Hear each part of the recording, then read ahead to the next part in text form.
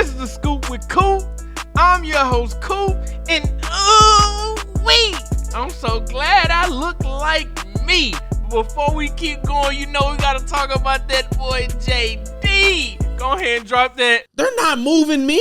This is Scoop with Coop. This is Scoop with Coop. Ooh. This is Scoop with Coop. This is Scoop with Coop. Yeah. This is Scoop with Coop. This is Scoop with Coop. Ooh. Backing them better than ever. Backing them better than ever. Yeah. They're not moving me. They're not moving me. No. It's about to get real juicy.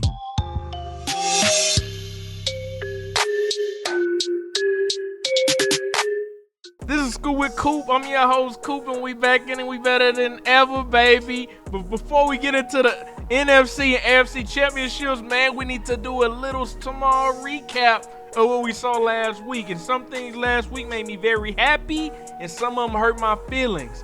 As you know, I did not pick the Commanders to win, but boy, was I happy because I'm the biggest JD fan.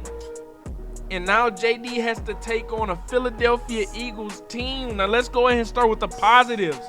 The positives of this is they have JD5, who's been playing out of this world. Okay, I think the entire Commanders organization, I'm not sure if they know they're supposed to even be here in this position when they drafted Jayden Daniels. But it's January 2025. It's a new year. And when I say anything can happen, anything can happen. Okay, everybody has a role on the Commanders, and I think at this point in the season, everybody knows their role. There's not any prima donnas on this team. There's not people like, you have your number one guy like Terry McLaurin. You don't hear any fuss about him not getting the ball, him crying for the ball, any other outside noise, because he's been going through hell for so many years, and he finally got that boy JD.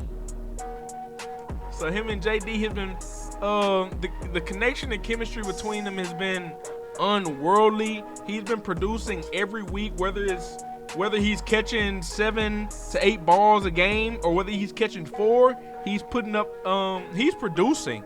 He's producing for your offense like a true number one should. Speaking of everybody having a role, Brian Robinson and Austin Ekeler, I don't think, honestly, they've been getting enough love like they should. Brian Robinson been playing like straight dog shit for he played dog shit for 2 to 3 weeks before this past week, and he was a straight dog. I'm talking about busting runs of 10 plus multiple times, putting pressure on the defense at the size he has, while also offsetting that with Austin Ekeler in the pass game, while also being a bowling ball coming downhill. I mean, everybody has a role on the Commanders, and we can even talk about the other receivers. We can talk about Zacchaeus. We can talk about Dyami Brown, because it doesn't matter. Each of them, they'll pick a week. They'll pick a week where one of them just goes straight stupid. Okay? Again, everybody has a role, and everybody's playing their role. Okay? Now, the past few years, if we look at the Commanders' defense, they've been really bad in the passing game, and they've been all right in the run game. This year, they've made a lot of adjustments to the DBs. Brought in some guys. You have some young guys who have improved. You brought in somebody like Marshawn Lattimore, who didn't play necessarily well last week, but got his feet up under him, and he played an amazing game last week against the Lions. Now let's get into the negatives, because I do have a negative, and it is still the run game. Okay, the run game of the Commanders still isn't where I would want it to be, which is the biggest reason why I had them losing last week. It ended up not burning them because JD saved them. The defense, the Lions scored 31 points, which is it's enough to win a game. Okay, as bad as Jared Goff played with the turnovers and them not being smart with the ball, Jahmyr Gibbs rushed for 105 yards. Okay, that was David Montgomery's kind of first game back. We all knew he wasn't 100%, but Jahmyr Gibbs running for 105 yards, averaging 7.5 a carry. That cannot happen, and that's coming off a weekend where Bucky Irving, he had his fair share of luck on the ground as well. So it's just things like that where going into a game against the Eagles, you have to go against Saquon Barkley, and I really don't I don't have many words to put it in how dominant Saquon Barkley has been this season. We're talking about a guy who's been so dominant where he had an opportunity to break the rushing record, in which I feel like he would have against the Giants, but he sat down for this Super Bowl run. That's how locked in this man is. He looks extremely healthy. Saquon Barkley looks extremely healthy at this point in the year where most people are not healthy. Running through the snow and running away from people in the snow is something that's not human-like. So he is on another level.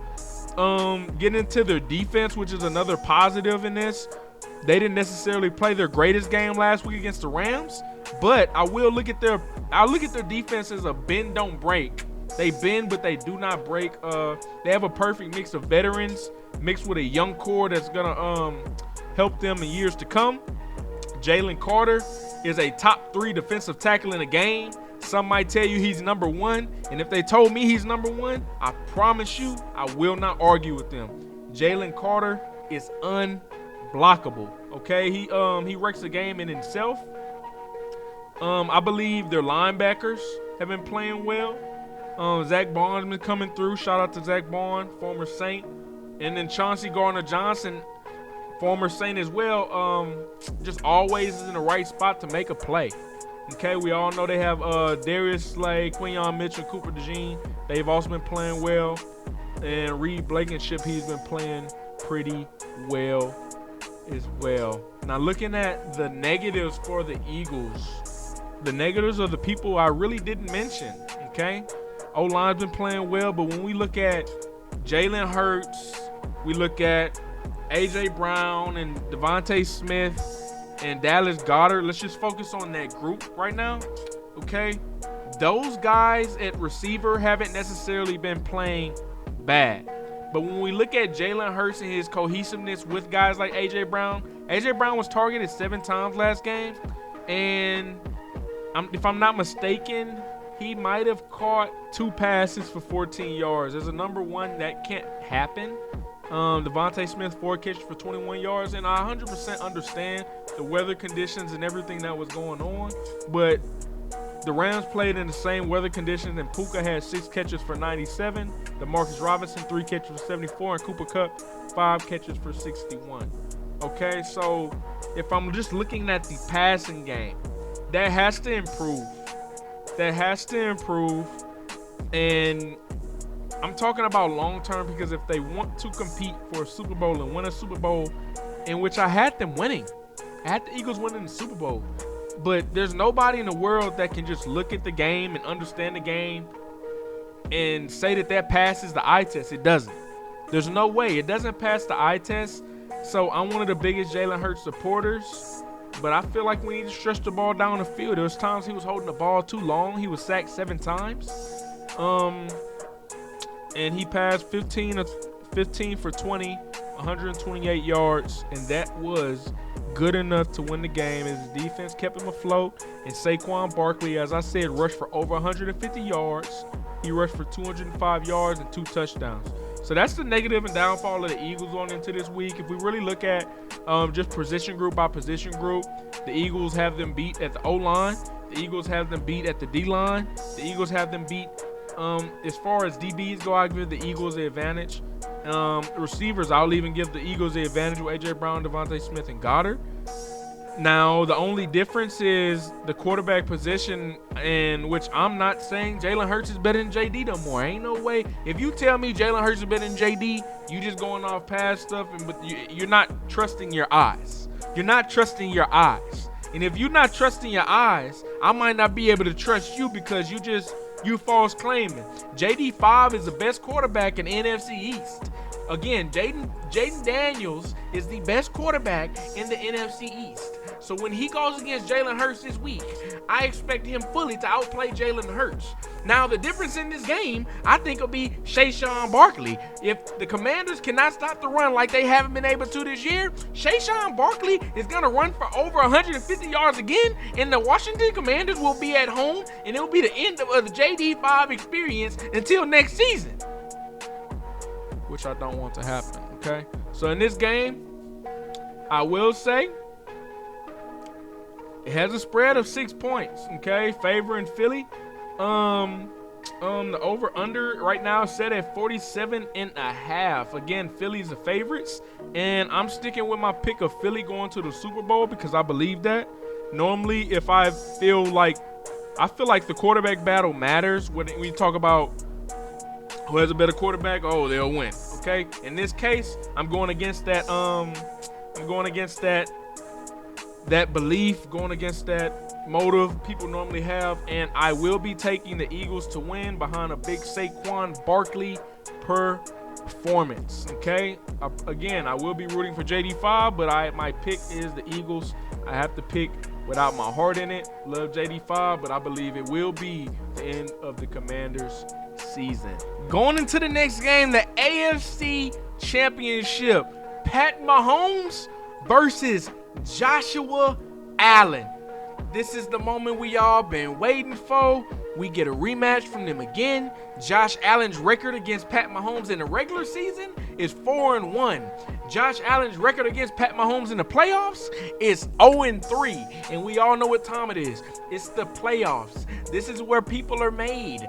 This is where championships are won. And Josh Allen hasn't gotten it done. He hasn't beaten Pat Mahomes when it matters. And you know what this is for the AFC? When it matters. So looking at this, Josh Allen respectively, he has had an MVP season. I'm not going to take that away from him. And I do believe the Bills are built to beat the Chiefs. They're good enough to beat the Chiefs. Again, this is the Chiefs' down year, just like we talked about last year, and they're back in the AFC Championship.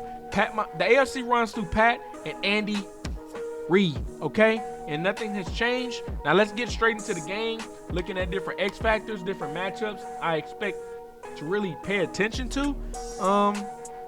Let's start with the Chiefs. I mentioned that the Chiefs love to take away number one receivers, and the Bills, they have a number one receiver, but I believe Amari Cooper. You believe it too. Amari Cooper is not the same Amari Cooper. He wasn't the same Amari Cooper in Cleveland. He's not the same Amari Cooper in Buffalo. And that is okay. We'll be looking at another game that'll be in extremely cold temperatures. In this one, I expect the run game again to play a big factor. And James Cook and Josh Allen in the run game, they've both been really, really impressive, really throughout this entire season. But when we look at the Chiefs are great against the run. Okay? Spags, I don't know what Spags does to the point where Spags hasn't gotten another head coaching opportunity, but Steve Spagnuolo know what the hell he doing. That man be cooking. And I expect him fully to cook this week against the Bills in the game plan that he creates to slow down Josh Allen, which would be a gruesome game. Right now, the game has a 2-point spread favoring Kansas City, as Kansas City is at home. And a lot of people talked about Pat Mahomes and the refs, but let me just say this. I'm not one to really go out on a limb and be like, oh, the game is rigged, sports are rigged. Sometimes it's really questionable calls, especially with the roughing the passer calls. I do have a real issue with that. But just looking back to even last week, which is fresh in our minds, talking about the refs and Pat. You can't let Travis Kelce get off like you did. The truth is, Travis Kelce got off. It was way too many times that Travis Kelce was open. There was only one receiver on the Chiefs that even caught a pass, and that was Xavier Worthy. But a rookie is the only receiver to catch a pass for the Chiefs last week, and that is a receiver core also with Hollywood Brown, who he's fresh off injury, but he's been able to get his legs up under him, and DeAndre Hopkins, who played only 13 to 16 snaps last week against his former team being the Texans, which I did not expect. Okay? I did not expect that. But he didn't have a catch. Okay? Travis Kelce and Xavier Worthy literally picked them apart by themselves. So if you can't stop, if you do not prioritize stopping Travis Kelce, if you do not prioritize taking him out of the game, Travis Kelce has shown us time and time again, year in, year out, He is hungry. He's near the end of his career. Taylor Swift is still Illuminati, and now they got my girl Caitlin Clark. Okay, the Chiefs are on a mission. I don't feel like the refs played a role in last week's game. Opponents are literally just getting outplayed. I do believe the Bills will give a better game than we saw last week that the Chiefs had, as they won 23-14. I believe the Bills and Chiefs game will end maybe in a three-point game. I will be taking the Chiefs in this situation, as I do believe the Chiefs offense and them having a better quarterback is just going to carry them and propel them. I still believe Andy Reid is still the best coach in football, which really plays a big role in this as well. Home field advantage plays a role in this, and I will be rolling with the Chiefs to win this game against the Bills. Glad y'all locked in with me. This is The Scoop with Coop. I'm your host, Coop. Hope y'all enjoy this week. I hope y'all enjoy this weekend of football. Make sure you like, comment, subscribe, and share this to every contact in your phone, baby. I'm out. They're not moving me. This is Scoop with Coop. This is Scoop with Coop. Ooh. This is Scoop with Coop. This is Scoop with Coop. Yeah. This is Scoop with Coop. This is Scoop with Coop. Ooh. Back and I'm better than ever. Back and I'm better than ever. Yeah. They're not moving me. They're not moving me. No. It's about to get real juicy.